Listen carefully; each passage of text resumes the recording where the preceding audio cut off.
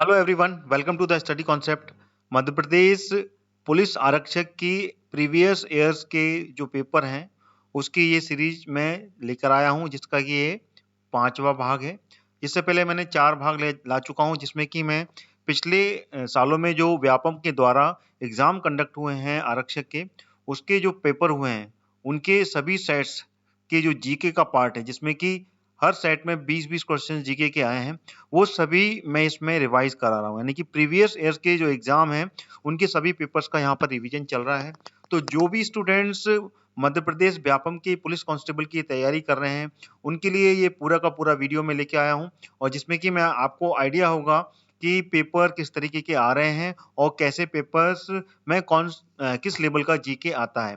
तो सारे पेपर्स अगर आप सॉल्व कर लेते हैं और सारे पेपर्स आपके सामने से अगर गुजर जाते हैं तो डेफिनेटली आपको आइडिया हो जाएगा कि जीके का लेवल क्या है, और ये क्वेश्चन डेफिनेटली इस पेपर में भी रिवाइज होंगे, क्योंकि पिछले 2012 से लेके 2016 तक जो भी पुलिस कांस्टेबल का पेपर हुआ है उन सभी पेपर्स का यहाँ पर रिवीजन होने वाला है। तो ये 5वां भाग है। इससे पहले मैंने 4 भाग ला चुका हूँ, जिसमें कि मैंने 20-20 क्वेश्चंस पिछले शिफ्ट में, पिछले जो पेपर हुए हैं उनकी हर शिफ्ट के पेपर मैंने इसमें कवर किए हैं। तो ये 5वां भाग आप इसको आखिरी तक देखिए, और अगर वीडियो अगर आपको पसंद आता है तो वीडियो को लाइक और शेयर भी कीजिए।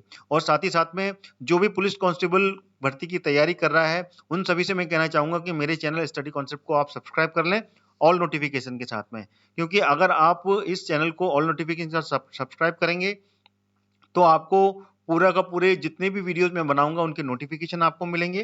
तो ऑल नोटिफिकेशन वाला जो रेडियो बटन है, वो सब्सक्राइब जो बटन है, ठीक है ना, राइट साइड में जो बटन दिया हुआ है उस बटन को आपको क्लिक करना है। देन उसके बाद में ऑल नोटिफिकेशन का जो बटन है उसको सिलेक्ट करने के बाद में आप सब्सक्राइब करें, जिससे कि आपके सारे वीडियोस के नोटिफिकेशन आपको मिल पाएंगे। तो चलो शुरू करते हैं। मध्य प्रदेश आरक्षक एग्जाम में जो पूछे गए प्रश्न है उसका ये 5वां भाग, यानी कि 5वें भाग में 20 क्वेश्चंस, जो कि एक शिफ्ट के पूरे 20 क्वेश्चन मैंने इसमें लिए हैं। ये आ गया पहला क्वेश्चन आपके सामने।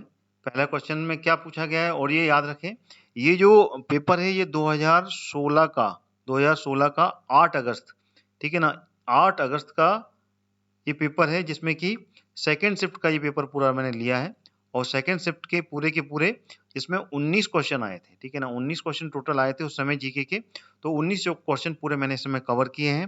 तो इस वीडियो को आप अंत तक देखें और सारे क्वेश्चंस आप समझ पाएंगे कि क्वेश्चन किस लेवल के है। ये पहला क्वेश्चन है, विधानसभा द्वारा राज्य विधान परिषद के कितने सदस्यों को चयन किया जाता है।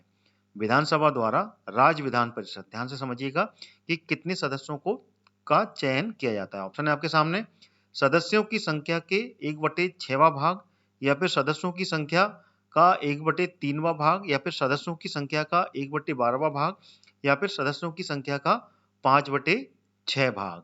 तो इसमें से कौन सा उत्तर सही होगा ये अपने को बताना है। तो बंधुओं, आप में से किसी को अगर जानकारी है तो आप कमेंट करके आप इसका आंसर दे सकते हैं। नहीं तो हम तो हैं यहाँ पर आंसर आपको बताने के लिए, पूरी तरीके से एक्सप्लेन भी करेंगे कि इसमें आंसर क्या है और किस तरीके से है।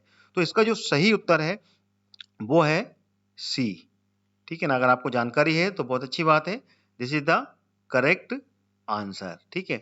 तो सदस्यों की संख्या का 1/12वां भाग जो है वो विधानसभा द्वारा राज्य विधान परिषद में चुना जाता है सदस्यों को। अच्छा, ये राज्य विधान परिषद है, ये विधानसभा का ये उच्च सदन कहलाता है, ठीक है ना, ये आपको याद रखना। ये उच्च सदन कहलाता है। और निम्न सदन कौन सा कहलाता है? निम्न सदन वो कहलाता है जो कि विधानसभा में लोकतंत्र के द्वारा जो एमएलए एमएलए जो चुने जाते हैं, इलेक्शन होते हैं, वो निम्न सदन कहलाता है विधानसभा में। और उच्च सदन वो जो कि राज्य विधान परिषद होता है, ठीक है ना। ये विधानसभा में 2 सदन होते हैं, एक तो खुद लोअर सदन बोलते हैं इसे, निम्न सदन, ठीक है ना, ये विधानसभा के होते हैं। विधानसभा में ये दोनों सदन होते हैं। तो उच्च सदन ये होता है। तो उच्च सदन में टोटल सदस्यों की संख्या, अगर सदस्य यहाँ पे जैसे फॉर एग्जांपल मध्य प्रदेश में टोटल 230 सीटें हैं निम्न सदन में, ठीक है ना। तो इसका 1/12वां भाग, यानी कि 200, सॉरी फिर से लिखते हैं इसको, आपको पूरा क्लियर करता हूं, यानी कि 230, देखो फिर गलती हो गई, 230 का 1/12वां भाग, यानी कि इसको अगर डिवाइड करेंगे तो कितना होगा, 12 एकम 12, बाकी कितना बचा यहाँ पर, 11 बचा, यानी कि 12 ना 19, यानी कि 19 जो सदस्य होंगे वो विधान परिषद के सदस्य किए जाते हैं, ठीक है ना। तो ये विधानसभा द्वारा इन सदस्यों को चुना जाता है, और ये जो सदस्य होते हैं, जैसे कि मध्य प्रदेश में टोटल 19 विधानसभा के विधान परिषद के सदस्य होंगे, लेकिन सबसे बड़ी बात यह है कि मध्य प्रदेश में विधान परिषद नहीं है। याद रखना, जो मध्य प्रदेश है इसमें जो विधान परिषद है ये नहीं है, तो इसलिए मध्य प्रदेश का एग्जाम्पल मैंने सिर्फ आपको बताया है, मध्य प्रदेश में नहीं है। ये जो है बिहार में है, याद रखना, बिहार में है और बिहार के अलावा और भी अन्य राज्य हैं जिसमें कि ये विधान परिषद को रखा गया है, लेकिन मध्य प्रदेश में विधान परिषद की कोई भी ऐसी व्यवस्था नहीं है, यानी कि उच्च सदन नहीं है, इसमें सिर्फ निम्न सदन द्वारा ही पूरा का पूरा कैबिनेट ही पूरे प्रशासन की व्यवस्था करता है, ठीक है। तो इसमें जो 1/12वां भाग है ये सदस्य चुने जाते हैं, और ये जो सदस्य होते हैं ये पूरे के पूरे ग्रेजुएट होते हैं, याद रखना, यानी कि इनको 3 वर्ष की डिग्री जरूर की हुई होनी चाहिए, यानी कि पूरे पढ़े लिखे होते हैं ये, और उसके लिए भी पैरामीटर्स हैं कि 3 वर्ष पहले, यानी कि वही विधान परिषद का सदस्य बन सकता है, राज्य विधान परिषद का, जिन्होंने 3 वर्ष पूर्व स्नातक की डिग्री ली हो, ग्रेजुएट हो, ठीक है ना, उनको यहाँ पर उसकी सदस्य बनाया जा सकता है राज्य विधान परिषद का। और उसके बाद में जो विधानसभा परिषद है, ये जितने भी सदस्य जो लिए जाते हैं उसी में से वो विधान परिषद का सभापति और उपसभापति चुनती है, ठीक है। तो ये पूरे के पूरे क्वेश्चन का मैंने पूरा एलोबरेशन आपको दे दिया, डेमोन्स्ट्रेशन दिया कि किस तरीके से ये विधान परिषद राज्य में काम करती है विधानसभा के साथ मिलकर, ठीक है। तो विधानसभा में जो उच्च सदन होता है वो राज्य विधान परिषद होती है, और निम्न सदन जो होता है वो जो एमएलए चुन के आते हैं वो निम्न सदन में बैठते हैं, ठीक है, लोअर हाउस और अपर हाउस इंग्लिश में जो बोलते हैं। ये अगला क्वेश्चन आ गया आपके सामने, किस मंत्रालय ने स्वच्छ कार्यालय ड्राइव का शुभारंभ किया है। ये देखिए 2016 का है ये, तो 2016 में जिस तरीके का क्वेश्चन पूछा गया उसके अनुसार में आपको ये पूरे के पूरे क्वेश्चन डिक्टो वही हैं, ठीक है ना। आरक्षक के पिछले जो वर्षों में क्वेश्चन पूछे गए हैं ये पूरा का पूरा वही है। तो पंचायती राज मंत्रालय ने, ग्रामीण विकास मंत्रालय ने, पर्यटन मंत्रालय ने, या फिर शहरी विकास मंत्रालय ने, तो किसने इसका अभी स्वच्छ कार्यालय ड्राइव कार्य का शुभारंभ किया था उस समय। तो इसका जो सही आंसर है वो कौन सा है, इसका सही आंसर है डी, ठीक है ना, शहरी विकास मंत्रालय। इनके द्वारा ये वाला जो मंत्रालय है शहरी विकास मंत्रालय, इसने स्वच्छ कार्यालय ड्राइव का शुभारंभ किया था, तो ये इसका सही उत्तर हो जाएगा। अगला क्वेश्चन आ गया तीसरा, राज्यपाल खालिस्तान द्वारा नियुक्त किया जाता है। राज्यपाल किसके द्वारा नियुक्त किया जाता है, ऑप्शन है आपके सामने, प्रधानमंत्री, राष्ट्रपति, कानून मंत्री, या फिर मुख्यमंत्री। तो इसका आंसर क्या सही होगा बताएं। तो इसका आंसर सही होगा राष्ट्रपति। राष्ट्रपति इज द करेक्ट आंसर। राष्ट्रपति ही राज्य के राज्यपालों की नियुक्ति करता है, लेकिन प्रधानमंत्री के परामर्श के बाद। प्रधानमंत्री इसमें जब परामर्श देता है देन उसके बाद में उस व्यक्ति को राज्यपाल बनाता है, ठीक है ना। राष्ट्रपति उसकी शपथ दिलाता है, तो मगर प्रधानमंत्री और पूरा कैबिनेट, ठीक है ना, ये आप याद रखिएगा, जो केंद्रीय कैबिनेट है वो उनकी सजेशन पे राष्ट्रपति ये परामर्श देता है कि फला व्यक्ति को आप इस राज्य का राज्यपाल बनाएं, तो राष्ट्रपति फिर उसके बाद में इसकी शपथ दिलाता है, यानी कि नियुक्ति तो राष्ट्रपति ही करता है लेकिन परामर्श प्रधानमंत्री का इसमें होता है, ठीक है। अगला क्वेश्चन आ गया, ये हिस्ट्री से जुड़ा हुआ है। हिस्ट्री में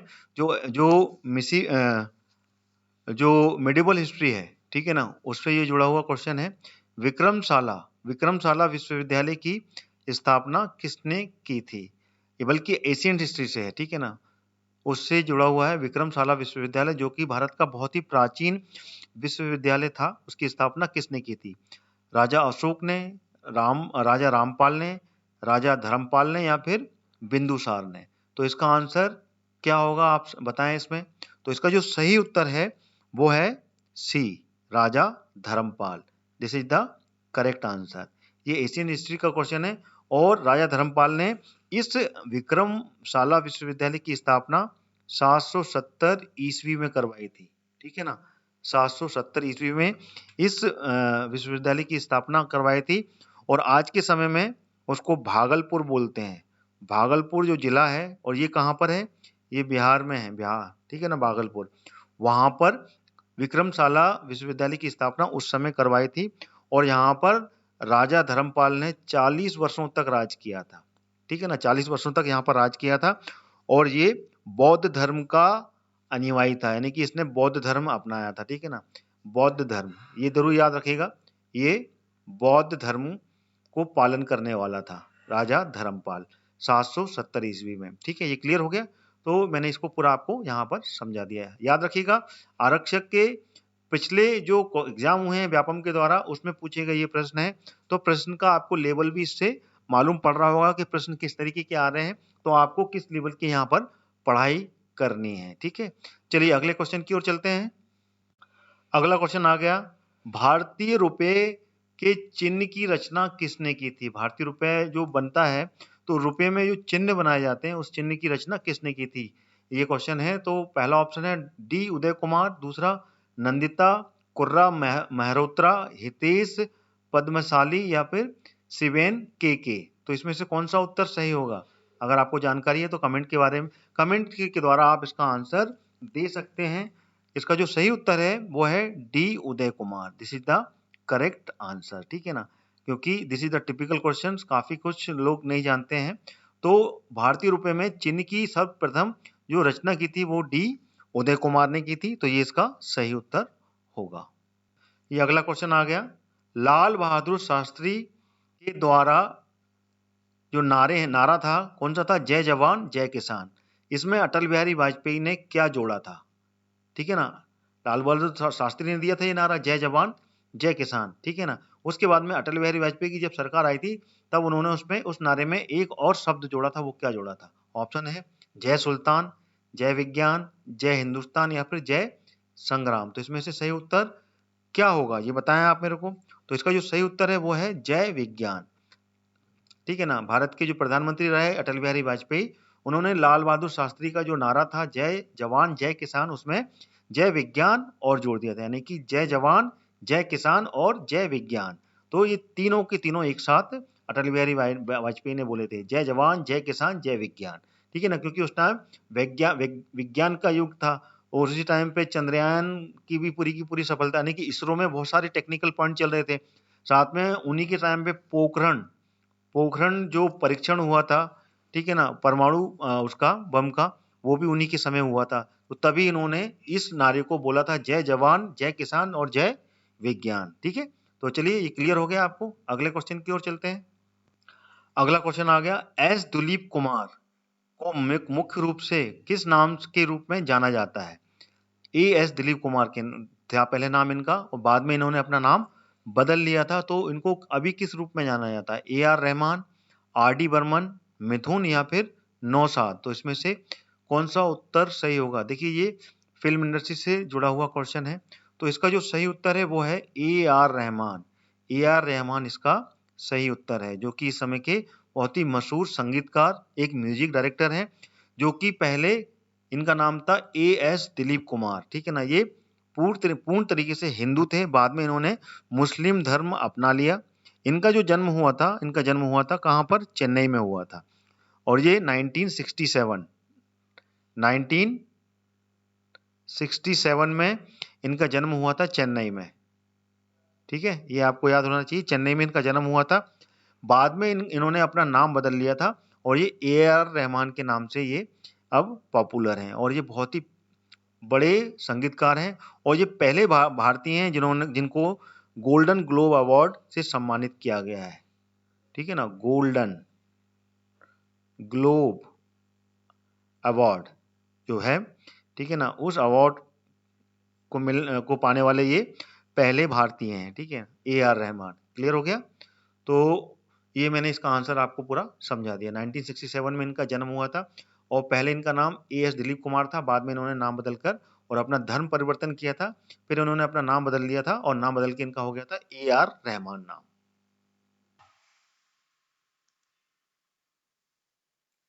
आगे बढ़ने से पहले मैं आपको बताना चाहता हूँ अनअकैडमी के बारे में। अनअकैडमी जो कि आपके लिए लाया है एमपीपीएससी और व्यापम्स के लिए एक बहुत अच्छा प्लेटफॉर्म, जिससे कि आप एमपीपीएससी और व्यापम्स के सभी एग्जाम्स की तैयारी कर सकते हैं। वो किस तरीके से, देखिए सबसे पहले तो यहाँ पर आपको डेली लाइव क्लास मिल रही है, साथ में प्रैक्टिस और रिवाइज, यानी कि प्रैक्टिस भी आप कर सकते हैं अनअकैडमी के प्लेटफॉर्म पे, और साथ ही साथ में आप यहाँ पर रिवाइज कर सकते हैं। लर्न एनी टाइम एनीवेयर, यानी कि आप कभी भी और कहीं पे भी अनअकैडमी के ऐप के द्वारा पढ़ सकते हैं। साथ ही साथ में आपको अनअकैडमी क्या दे रहा है ये भी मैं आपको बताना चाहता हूँ।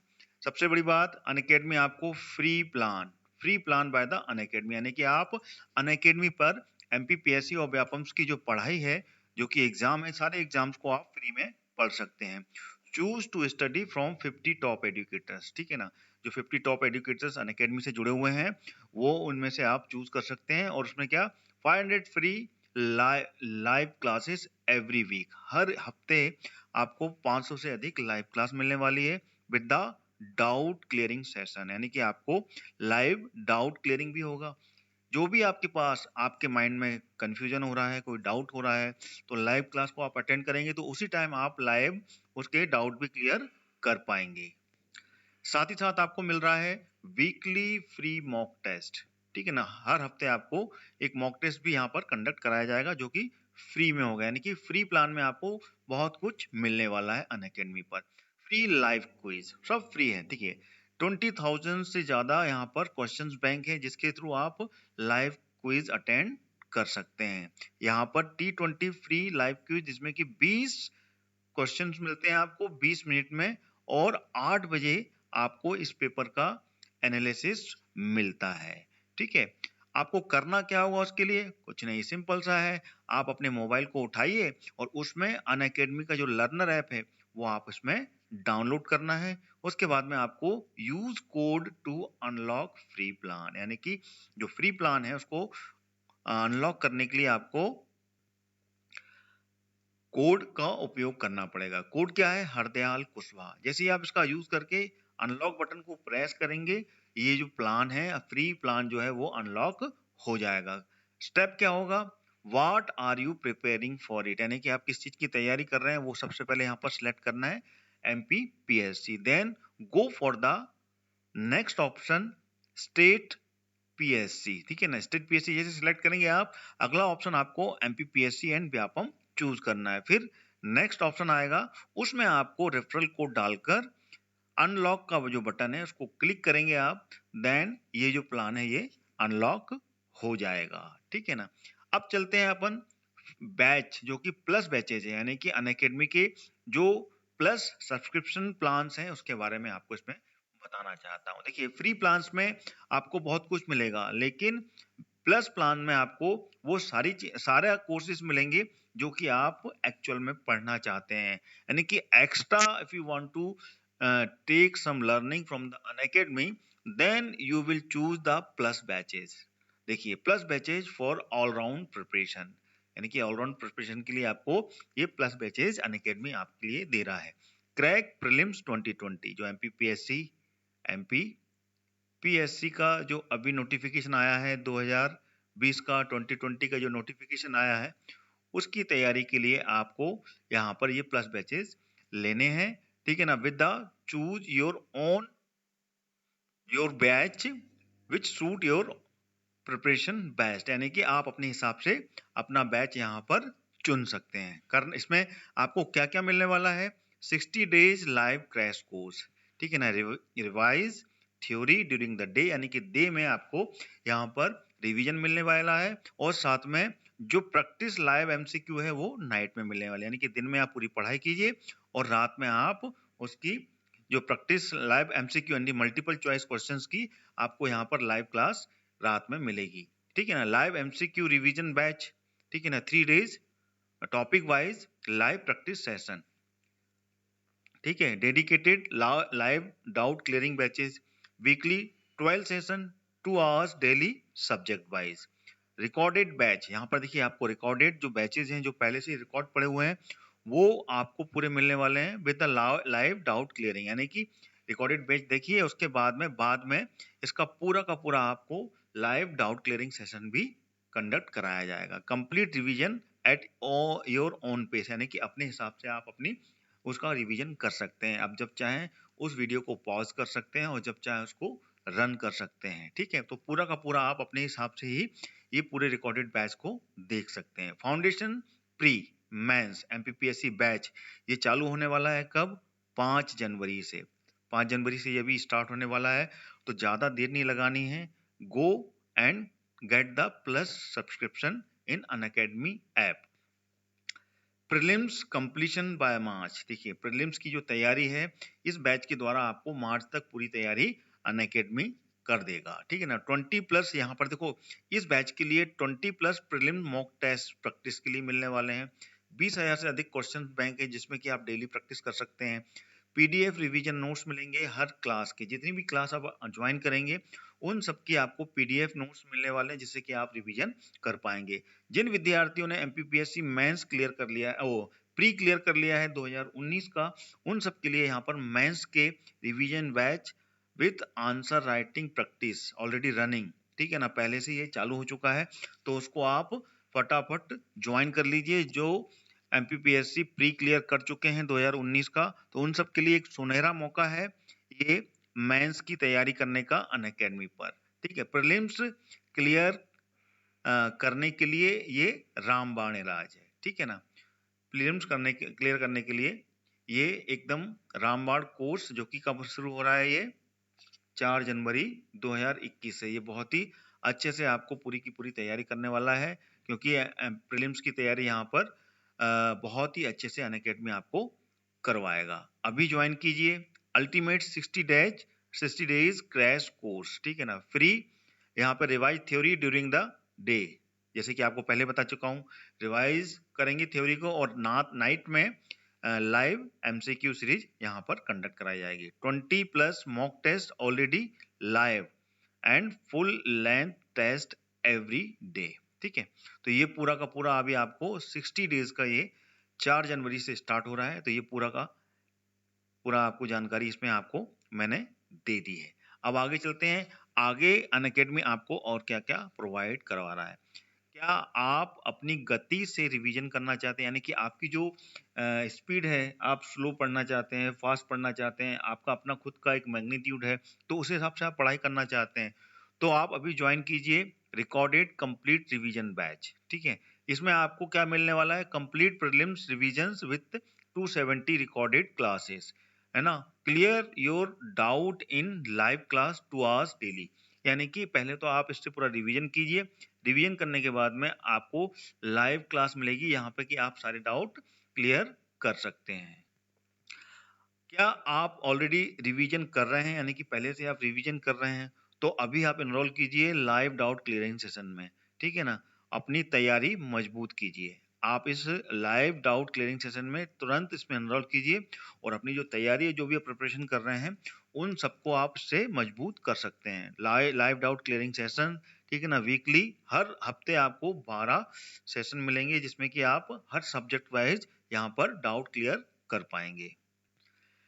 क्या आप एमपीपीएससी की तैयारी शुरू करने के लिए सोच रहे हैं, तो अभी ज्वाइन कीजिए 10 मंथ का फाउंडेशन बैच। एमपीपीएससी जो प्री है, प्री का अभी नोटिफिकेशन आ गया है, उसके एग्जाम्स की तैयारी करने के लिए आप सोच रहे हैं, तो अनअकैडमी आपके लिए लाया है ये एक मेगा बैच। अभी जल्दी स्टार्ट होने वाला है, कब? 5 जनवरी को। तो इसको आप ज्वाइन कीजिए। इसमें आपको प्रीलिम कोर्स का पूरा कोर्स कंप्लीट हो जाएगा मार्च तक, यानी कि मार्च तक कंप्लीट हो जाएगा और इसका एग्जाम कब है? 11 अप्रैल को। तो आप इसको तुरंत ज्वाइन कीजिए और इससे आप पूरा का पूरा एमपीपीएससी प्रीलिम्स की तैयारी आपकी कंप्लीट हो पाएगी। किससे? Learn with the top educators, all these the top educators who will educate you about the MPPSC prelims. So don't get delay and get the subscription about that mega batches who has been started, going to be start 5th January 2021। और जो विद्यार्थी, ठीक है ना, जो विद्यार्थी MPPSC prelims clear कर चुके हैं, वह अपने सपनों को साकार कर सकते हैं अनअकैडमी के द्वारा, जिसमें कि कोर्स स्वप्न पूर्ति कोर्स चालू हो गया है, जो पूरा हिंदी मीडियम में होगा और इसमें कंप्लीट एमपीपीएससी मेंस की प्रिपरेशन करवाई जाएगी और सभी जितने भी सब्जेक्ट हैं उस पर आंसर राइटिंग का प्रैक्टिस करवाने वाले हैं, जो कि 35 दिन में पूरा कंप्लीट होने वाला है। ये पूरा का पूरा आप यहाँ पर देख सकते हैं। तो अभी आप ज्वाइन कर सकते हैं इस कोर्स को। अनअकैडमी पर जो टॉप एडुकेटर्स हैं वो आपको 6 साल से अधिक का यहाँ पर एक्सपीरियंस रखते हैं। शुभम गुप्ता जी, अभिषेक कुमार सिंह जी, हरि सिंह राजपूत जी, अमित सिंह शुक्ला जी, सब आपको बहुत ही अच्छा पढ़ाएंगे। स्ट्रेटेजिक ओरिएंटेशन लेने वाले हैं शुभम गुप्ता जी। 6 साल का जो एक्सपीरियंस, टीचिंग एक्सपीरियंस है हिस्ट्री का, हरि सिंह राजपूत जी को आपको हिस्ट्री पढ़ाने वाले हैं। 5 से अधिक साल का एक्सपीरियंस रखते हैं अभिषेक कुमार सिंह जी, जो कि आपको जियोग्राफी पूरा पढ़ाने वाले हैं। अमित शुक्ला जी की तरफ से आपको पूरा 5 साल का एक्सपीरियंस मिलेगा और वो आपको पढ़ाएंगे कंप्यूटर की पूरी क्लासेस आपकी लेने वाले हैं अनअकैडमी पर। तो these are the top educators who has been a very good experience about the teaching sector. How to get Unacademy subscription, आपको अनअकैडमी का सब्सक्रिप्शन किस तरीके से लेना है ये आपको मैं यहाँ पर बताना चाहता हूँ। सबसे पहले आप अनअकैडमी के एमपीपीएससी व्यापम का जो सेक्शन है उसमें जाइएगा, उसको सिलेक्ट कीजिए। देन उसके बाद में प्लस को सिलेक्ट कीजिए। फिर उसके बाद में जैसे ही प्लस का ऑप्शन आएगा, you will get subscription button. इसको आप जैसे ही क्लिक करेंगे, आप सीधे के सीधे अगले ऑप्शन पर पहुंच जाएंगे। जैसे अगले पर पहुंचेंगे, आपको एमपीपीएससी व्यापम सब्सक्रिप्शन के पूरे फी चार्ट यहाँ पर मिलने वाले हैं। तो जैसे ही आप ये सारे फी चार्ट में से जो भी कोर्स सेलेक्ट करेंगे, उसमें आप रेफरल कोड 10% का जो डिस्काउंट है, 10% डिस्काउंट आपको डायरेक्ट मिलेगा अगर आप हरदयाल कुशवाहा रेफरल कोड का उपयोग करेंगे। तो अभी तुरंत आप अनअकैडमी के इस प्लस सब्सक्रिप्शन को सब्सक्राइब कीजिए for MPPSC and other Vyapam examinations, ठीक है। और ये रेफरल कोड आपको मेरे इस वीडियो के डिस्क्रिप्शन बॉक्स में मिल जाएगा, वहां से आप कॉपी करके इसका उपयोग कर सकते हैं। टोटल आपका कैपिटल में रहेगा, हरदयाल कुशवाहा, ये जरूर ध्यान रखिएगा, कैपिटल लेटर में आपको पूरा लिखना है। उसके बाद में आपको प्रोसीड बटन दबाना है। तो जो भी कोर्स की फीस है उसमें से सीधे सीधे आपका 10% का डिडक्शन हो जाएगा। So hurry up, down Unacademy app now and crack MPPSC and Vyapam's all exams. So let's crack it. अब अगला क्वेश्चन आ गया आपके सामने। रानी दुर्गावती की समाधि मध्य प्रदेश में कहाँ स्थित है? देखिए बहुत ही इंपॉर्टेंट क्वेश्चन है। ऐसे क्वेश्चन ही एग्जाम में पूछे जाते हैं और ये आ चुका है आरक्षक के एग्जाम में, तो आपको पैटर्न पूरा पता चल रहा होगा। ऑप्शन है आपके सामने शहडोल, दमोह, सिवनी या जबलपुर। तो कौन सा ऑप्शन इसमें से सही है ये आपको बताना है। तो इसका जो सही उत्तर है वो है Jabalpur. Jabalpur is the correct answer. Rani Durgavati की जो समाधि है वो जबलपुर में स्थित है। रानी दुर्गावती जो वहाँ के शासक थे संग्राम शाह, आपको बता दूं जो संग्राम शाह थे, ठीक है ना, वो वहाँ के मुख्य शासक थे। और ये गड़ा मंडला, ठीक है ना, जो क्षेत्र था वो जबलपुर में उसका नाम था गढ़ मंडला, ठीक है ना, वहां पे इनका शासन था। और संग्राम शाह के पुत्र जो थे दलपत शाह, उनके साथ में रानी दुर्गावती का विवाह हुआ था। लेकिन विवाह के 4 वर्ष के बाद में दलपत शाह की मृत्यु हो जाती है, ठीक है ना, ये मर जाते हैं। देन उसके बाद में रानी दुर्गावती ने इनके साथ में, इनका बेटा था 4 वर्ष का बेटा पुत्र था, उन पुत्र के साथ में फिर उन्होंने वहाँ के जो साम्राज्य था उसका कार्यभार संभाला था। पुत्र का नाम जो है वो था वीर नारायण, ठीक है ना। रानी दुर्गावती का 4 वर्ष का जो पुत्र था, उनके साथ में फिर उन्होंने पूरा वहाँ का शासन किया। रानी बहुत ही वीरांगना रानी थी, लेकिन अकबर के समकालीन थी ये, ठीक है ना। यहाँ पे ये अकबर के समकालीन थी। तो अकबर का जो सेनापति था वहाँ पे आसफ खान, बहुत ही इंपॉर्टेंट है, ये क्वेश्चन बनते हैं। जो उसका सेनापति था वहाँ का उस समय का इलाहाबाद में जिसको अपॉइंट किया था, तो आसफ खान ने इनके राज पर हमला कर दिया। तो अपनी इज्जत बचाने के लिए रानी दुर्गावती ने अपने आप को इच्छा मृत्यु दे दी थी, यानी कि अपनी स्वयं की इन्होंने इच्छा मृत्यु ले ली थी और कटार घोंप के आत्महत्या कर ली थी। और इनकी मृत्यु कब हुई थी? 24 जून 1564 में। ये आपको याद रखना है। 24 जून 1564 में अकबर की समकालीन थी और अकबर का ये सेनापति रहा इलाहाबाद में। इलाहाबाद से इसने हमला किया था और उस समय रानी दुर्गावती ने आत्महत्या, कटार घोंपकर आत्महत्या कर ली थी। और इनकी जो समाधि है वो जबलपुर में बनी है। ठीक है, ये क्लियर हो गया पूरा। तो ये पूरे फैक्ट बहुत ही ज्यादा इंपॉर्टेंट है। संग्राम शाह वहां का शासक, गढ़ामंडला का, उनके पुत्र दलपत शाह, उनकी मृत्यु के बाद में रानी दुर्गावती ने पूरी राजपाट संभाला 4 वर्ष के पुत्र के साथ। 4 वर्ष का पुत्र कौन था? वीर नारायण। ठीक है ना। उसके बाद में आसफ खान ने यहाँ पर हमला किया, अपनी इज्जत बचाने के लिए आत्महत्या कर ली थी इन्होंने 24 जून 1564 को। ठीक है ना। उसके बाद में यहाँ पे इनकी समाधि बनी हुई है जबलपुर में। ठीक है, अगला क्वेश्चन आ गया आपके सामने और ये है लेखक। ठीक है ना। विकलांग श्रद्धा का दौर, ये किताब है। इसकी लेखक कौन है? देखिए, किताबों के बारे में पूछा जाता है कि किसने कौन सी किताब की रचना की, लेखक कौन है। तो ये भी आपको पूरे के पूरे एक पैटर्न मालूम पड़ रहा है कि क्या क्या आपको पढ़ना है जीके के लेवल में। तो इसका जो ऑप्शन है, ये ऑप्शन दिया आपके सामने, माखनलाल चतुर्वेदी, अटल बिहारी वाजपेयी, भगवान दत्त शर्मा या हरिशंकर परसाई। तो इसका जो सही उत्तर है वो क्या है? तो इसका सही उत्तर है D, Harishankar Parsai. This is the correct answer. Harishankar Parsai ने ही विकलांग श्रद्धा का दौर ये पुस्तक लिखी थी। ठीक है, अगला क्वेश्चन आ गया, राजधानी के ऊपर आया। देखिए, कोहिमा राजधानी है, कोहिमा खालिस्तान की राजधानी है। तो किसकी राजधानी कोहिमा? सिक्किम, मेघालय, त्रिपुरा या फिर नागालैंड? बहुत ही इजी क्वेश्चन है। आपको मध्य पूरे भारत की जितनी भी स्टेट हैं सबकी राजधानी याद कर ली है। और साथ ही साथ में आपको पूरा स्टेट में जो स्पेशल जीके है, ल्यूसेंट जीके, देखिए ल्यूसेंट का जो जीके आता है, ठीक है ना, उसको आपको पूरा पढ़ लेना है। ल्यूसेंट की जीके को आप पढ़ लेंगे तो आपको आरक्षक के एग्जाम्स की 60% जो पार्ट है वो पूरा कंप्लीट हो जाएगा। साथ ही साथ में हम जो तैयारी करवा रहे हैं आरक्षक के एग्जाम के लिए जीके का पार्ट, ठीक है ना, अपने बुक अपने इस चैनल पे उसको आप देखिए। आपकी गारंटी है कि 20 आउट ऑफ 20 क्वेश्चन सही होने वाले हैं। ठीक है, तो लगातार मेरे चैनल के साथ में बने रहिए स्टडी कॉन्सेप्ट के साथ में। और रोज इसका एक नया वीडियो मैं लेके आ रहा हूँ कांस्टेबल का, आप देखिए इसको। और साथ में एमपी जीके का भी एक वीडियो रोज आ रहा है, आप उसको भी देखिए। तो आपको मध्य प्रदेश का जीके और ऑल ओवर का जीके भी आपको यहाँ से मिलने वाला है। तो मेरे चैनल को साथ बने रहने के लिए आपको मेरे चैनल को सब्सक्राइब करना होगा। तो आप सब्सक्राइब कर लीजिए ऑल नोटिफिकेशन के साथ में। ठीक है, तो इसका जो आंसर है वो है कोहिमा। ठीक है, दिस इज करेक्ट आंसर। ठीक है ना, Kohima is the correct answer. Nagaland की राजधानी क्या है? कोहिमा की राजधानी, कोहिमा नागालैंड की राजधानी, Nagaland is the state actually. ठीक है ना, गलत बोल दिया था मैं। नागालैंड स्टेट की राजधानी है कोहिमा। ठीक है, अगला क्वेश्चन आ गया आपके पास में 11वां। कितनी नदियां मध्य प्रदेश राज्य से उत्पन्न होती हैं?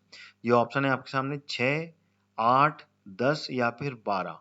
कितनी नदियां हैं जो कि मध्य प्रदेश राज्य से उत्पन्न होती हैं? देखिए, मध्य प्रदेश राज्य में छोटी छोटी नदियां तो बहुत सारी हैं, लेकिन ये मेन जो मुख्य नदियां हैं उनके बारे में इसमें क्वेश्चन बनते हैं। जैसे कि नर्मदा की खुद स्वयं की सहायक नदियां 41 सहायक नदियां हैं। इसी तरीके से चंबल नदी है, उसकी भी बहुत सारी सहायक नदियां हैं। तो इसमें मुख्य नदियों के बारे में पूछा है। तो बताइए, मध्य प्रदेश राज्य से मुख्य कितनी नदियां उत्पन्न होती हैं? तो इसका जो ऑप्शन है, अगर इसमें आंसर दिया है जो बुक्स में मैं देख रहा हूं तो वो 10 दिया है। तो अपन इसको गिन भी लेते हैं। ठीक है ना, अगर अपन इसको करेक्ट मानते हैं तो मुख्य नदियां जैसे मध्य प्रदेश में कौन कौन सी हैं अपन यहाँ पर गिनते हैं। सबसे पहली नदी तो मुख्य नदी है नर्मदा। ठीक है, दूसरी नदी जो सेकंड नंबर पे आती है वो है चंबल, लंबाई के हिसाब से देख रहे हैं अपन। ठीक है ना, तीसरी जो सबसे बड़ी नदी है वो है सोन नदी। ठीक है ना, चौथी जो सबसे बड़ी नदी है वो है ताप्ती नदी। ठीक है ना, और पांचवी सबसे बड़ी नदी जो है वो कौन सी है ताप्ती के बाद में? बेतवा। ठीक है ना, बेतवा हो गई। 5 के बाद में छठवीं सबसे बड़ी नदी कौन सी है? बताइए। छठवीं छठवीं सबसे बड़ी नदी है कैन। ठीक है ना, सातवीं सबसे बड़ी नदी कौन सी है? टोन्स नदी जिसे बोलते हैं, टोन्स, या फिर तमस नदी जिसे बोलते हैं, दोनों नाम से जाना जाती है। ठीक है ना, तो कितनी हो गई? 7 हो गई। आठवीं बड़ी नदी सबसे अगर अपन देखें तो और कौन सी हो सकती है आठवीं सबसे बड़ी नदी? बड़ी बड़ी नदियों के बारे में पूछना है। वैसे तो मध्य प्रदेश को नदियों का मायका बोलते हैं, क्योंकि जिस तरीके से इसमें ऑप्शन में दिया है 10 है इसमें जो कि मध्य प्रदेश राज्य से उत्पन्न होती है, जिनकी की काउंटिंग की जाती है। तो और सबसे बड़ी नदी अगर अपन नीचे जाएं तो आती है वैनगंगा। वैनगंगा नदी 8 हो गई। 9वीं नदी जो देखी जाए तो वैनगंगा के बाद में जो आती है वो आती है सिंध नदी, सिंध नदी। और 10वीं नदी किसको बोलते हैं अपन? काली सिंध को, काली सिंध। ठीक है ना। ऐसे तो बहुत सी नदियां हैं मगर गिना दूं, ठीक है ना। अगर और भी नदियां देखा है तो पार्वती नदी है, ठीक है ना। पार्वती के बाद में वर्धा नदी है। तो ये मुख्य नदी में जोहिला नदी है, माही नदी है। तो बहुत सारी नदियां हैं यहाँ पे तो, लेकिन मुख्य नदी अगर देखा जाए तो बड़ी बड़ी नदियों में इन्हीं का नाम आता है, ठीक है ना। वैनगंगा, ऐसे पेंच नदी भी है, ठीक है ना, जो कि सिवनी से निकली है। तो मध्य प्रदेश में तो पूरा नदियों का मायका है, लेकिन टॉप की नदियां यही है। ठीक है, क्लियर हो गया ये। अगला क्वेश्चन आ गया आपके पास में, 12वां क्वेश्चन है नानक पंथ की स्थापना किसने की थी? गुरु नानक ने, गुरु अमरदास जी ने, गुरु रामदास जी ने, या गुरु अर्जुन अर्जुन देव ने? तो इसका जो सही उत्तर है वो कौन सा होगा? तो इसका सही उत्तर है गुरु नानक। ये इसका सही उत्तर होगा। नानक पंथ की स्थापना गुरु नानक जी ने की थी, नानक पंथ, ठीक है ना। और खालसा पंथ की स्थापना किसने की थी? वो की थी गुरु गोविंद सिंह ने। खालसा पंथ, ये जरूर ध्यान रखना, दोनों अलग अलग हैं। खालसा पंथ, खालसा पंथ है और ये नानक पंथ है। नानक पंथ की गुरु नानक जी ने की थी, क्योंकि नानक जुड़ा हुआ है, आपसे क्लियर हो सकता है। और खालसा पंथ की गुरु गोविंद सिंह जी ने की थी, ठीक है ना। क्लियर हो गया। चलिए अगला क्वेश्चन चलते हैं। अगला क्वेश्चन आ गया आपके सामने, निम्नलिखित में से कौन सा राज्य अपनी सीमा बांग्लादेश के साथ साझा करते हैं? त्रिपुरा, आंध्र प्रदेश, महाराष्ट्र, मध्य प्रदेश, या फिर महाराष्ट्र? तो कौन सा ऑप्शन इसमें से सही होगा बताएं। तो इसका जो सही उत्तर है वो है ए, त्रिपुरा। त्रिपुरा जो है, अगर आपने मध्य प्रदेश पूरे भारत का नक्शा अगर देखा है और उसको अगर मानचित्र के अनुसार पढ़ाई कर रहे हैं तो आप इसका आंसर बिल्कुल सही बता पाएंगे। ये जो त्रिपुरा ही है जिसकी सीमा बांग्लादेश से लगती है, ठीक है ना। क्लियर हो गया ये। और त्रिपुरा की राजधानी क्या है? त्रिपुरा की राजधानी भी अगर पूछ लें तो आप बता जाइएगा, अगरतला। अगरतला है जो कि राजधानी है त्रिपुरा की, ठीक है। और यहाँ पर दो भाषाएं बोली जाती हैं, बंगाली और त्रिपुरी भाषा, ठीक है ना। त्रिपुरा की जो भाषा है, त्रिपुरा जो स्टेट है उसकी दो भाषा है, बंगाली भाषा और त्रिपुरी। क्योंकि ये बांग्लादेश से जुड़ा हुआ है इसलिए यहाँ पे बंगाली भाषा बोलने वाले भी लोग यहाँ पर रहते हैं। और इसकी स्थापना कब हुई थी? त्रिपुरा स्टेट कब बना था? 1 जनवरी 1972 को त्रिपुरा स्टेट फॉर्म हुआ था, ठीक है। तो ये सारे फैक्ट मैंने आपको बता दी, इसको आपको ऐसे याद रखना है। अगला क्वेश्चन आ गया आपके सामने, महात्मा गांधी अपनी आत्मकथा में अपने को गुरु और मार्गदर्शक कहते हैं। अपने आप को गुरु, ठीक है ना, यहाँ पे खालिस्तान है, किसको अपने गुरु और मार्गदर्शक कहते थे? यहाँ पे खालिस्तान है, फिल इन द ब्लैंक्स। बताइए, जवाहरलाल नेहरू को, सरदार वल्लभ भाई पटेल, गोपाल कृष्ण गोखले, या फिर मंगल पांडे को?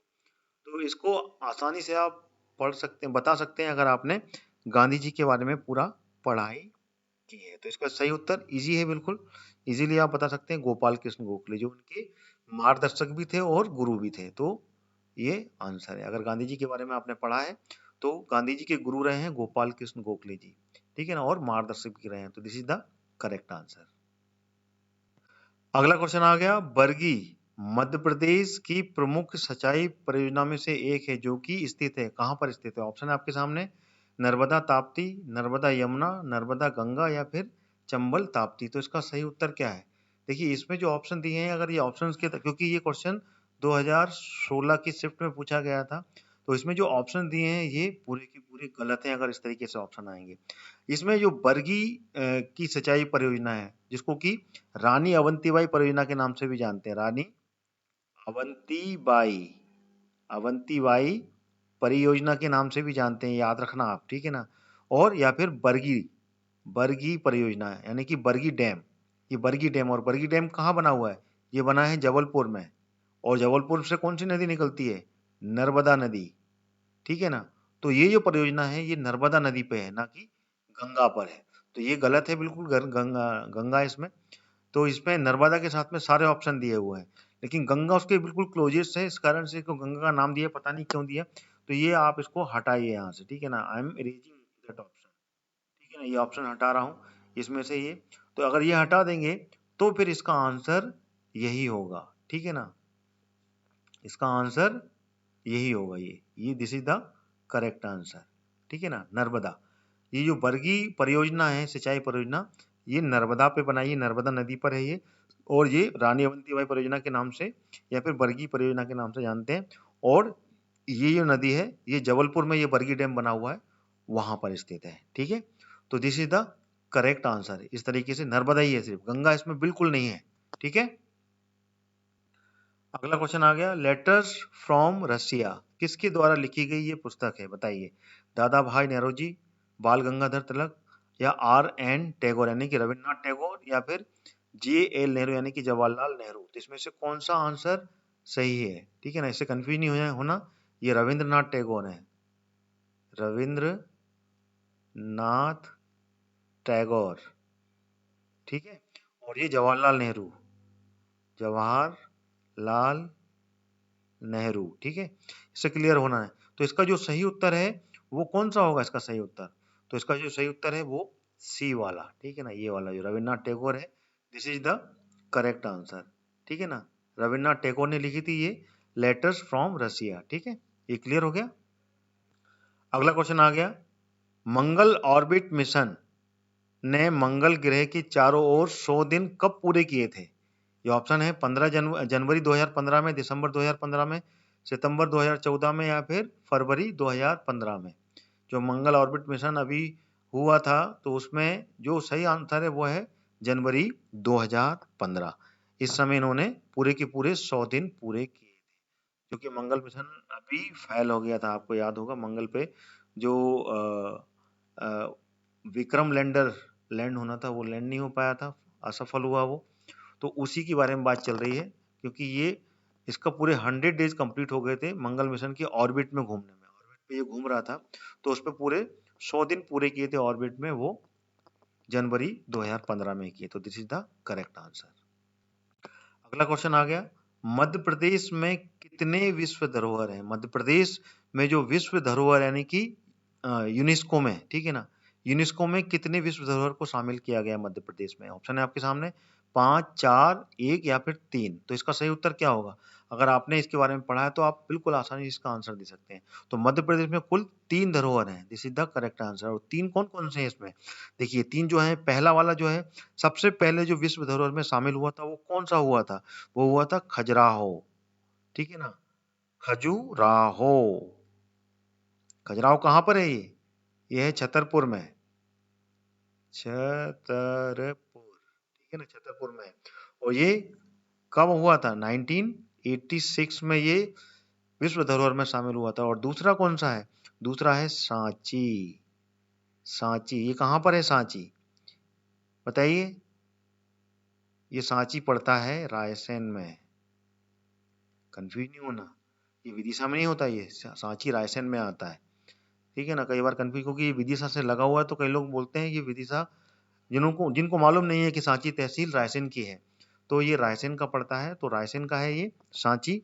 और ये विश्व धरोहर में शामिल हुआ था 1989 में। और तीसरा जो है वो है भीम बेटिका, भीम बेटिका। ठीक है ना, और ये शामिल हुआ था 2003 में। और ये भी कहाँ है? रायसेन में। रायसेन के दो हैं जो रायसेन के हैं विश्व धरोहर में शामिल, और एक छतरपुर का है। तो टोटल मध्य प्रदेश के 3 ऐसे स्थल हैं जो कि विश्व धरोहर में शामिल किए गए हैं, यूनेस्को में शामिल हैं। ठीक है, यूनेस्को की हेरिटेज साइट बोलते हैं इनको। ठीक है, अगला क्वेश्चन आ गया, और इस वीडियो का ये आखिरी क्वेश्चन। जैसे कि मैंने आपको बताया था कि जो 8 अगस्त 2016 में, ठीक है ना, जो पेपर हुआ था सेकंड शिफ्ट में 12 बजे पेपर हुआ था ये, तो उसमें टोटल सिर्फ 19 क्वेश्चन ही पूछे गए थे। ये आखिरी क्वेश्चन है उस पेपर का। ठीक है ना, जैसे कि मैं बता चुका हूँ, मध्य प्रदेश आरक्षक एग्जाम में पूछे गए ये प्रश्न है, तो ये उस शिफ्ट का आखिरी क्वेश्चन है। भारत में शेयर डीमेट फॉर्म की इलेक्ट्रॉनिक रूप में आयोजित की जाती है, जिसका पूर्ण रूप है क्या है? बताइए, डीमटेरियलाइज्ड, डीमोनेटाइज, या फिर डीमैग्नेटाइज, या फिर डीमार्केटाइज। बताइए क्या है इसका आंसर, अगर आपको मालूम है तो बताइए। तो इसका जो सही आंसर है वो डीमैटेरियलाइज, डीमैटेरियलाइज्ड इज द करेक्ट आंसर। अगर आपने मालूम है, अगर शेयर मार्केट के बारे में अगर आप जानते हैं, तो आपको पता होगा कि डीमैट अकाउंट बोलते हैं उसको, डीमैट अकाउंट बोलते हैं। अगर आप शेयर मार्केट में अगर ट्रेडिंग करते हैं तो उस अकाउंट को क्या बोलते हैं? डीमैट अकाउंट बोलते हैं। इसी से ये वो इसी से लिया गया है, डीमैटेरियलाइज से, ठीक है ना। डीमैटेरियलाइज से ही डीमैट अकाउंट बोला गया है। तो अगर आप शेयर मार्केट में ट्रेडिंग कर रहे हैं तो उसको डीमैट अकाउंट खुलवाना पड़ता है। क्लियर है? तो इसका आंसर क्या है? डीमैटेरियलाइज। ये आपको हिंट रहेगी, इससे आपको याद हो जाएगा। शेयर मार्केट का जो डीमैट फॉर्म है उसको डीमैटेरियलाइज पूर्ण रूप उसका कहलाता है। तो ये थे पूरे के पूरे 19 क्वेश्चंस। आपको इसका एक्सप्लेनेशन कैसा लगा, पसंद लगा है? अगर पसंद आया आपको एक्सप्लेनेशन तो आप मेरे इस वीडियो को लाइक जरूर करें, साथ में इसको शेयर भी करें, जिससे कि अन्य जितने भी स्टूडेंट हैं जो कि कांस्टेबल एग्जाम की तैयारी कर रहे हैं एमपी के, तो वो सभी भी इस पूरे वीडियो को देख पाएं, जिससे कि उनकी भी एग्जाम्स की पूरी तैयारी हो पाए। तो thank you so much my all of friend. आपका अगला वीडियो फिर आने वाला है, इसके बाद में लगातार आएगा, हर रोज मिलेगा आपको वीडियो। तो मेरे चैनल के साथ में आप बने रहें, स्टडी कॉन्सेप्ट चैनल सब्सक्राइब कर लें ऑल नोटिफिकेशन के साथ में, जिससे कि आपको सारे वीडियोस जितने भी मैं बना रहा हूँ, एमपीपीएससी के लिए भी वीडियोस बन रहे हैं, एमपीपीएससी प्रीलिम्स आ चुका है तो उसके लिए भी मैं जो नया पाठ्यक्रम है उसके अनुसार वीडियो बना रहा हूँ, तो वो भी आपको पूरे के पूरे मिलेंगे साथ में, और कांस्टेबल की तैयारी भी आपको पूरी मिल पाएगी मेरे इस चैनल के द्वारा। तो थैंक यू सो मच। अगले वीडियो के साथ में फिर मिलता हूँ, जब तक के लिए जय हिंद, जय भारत।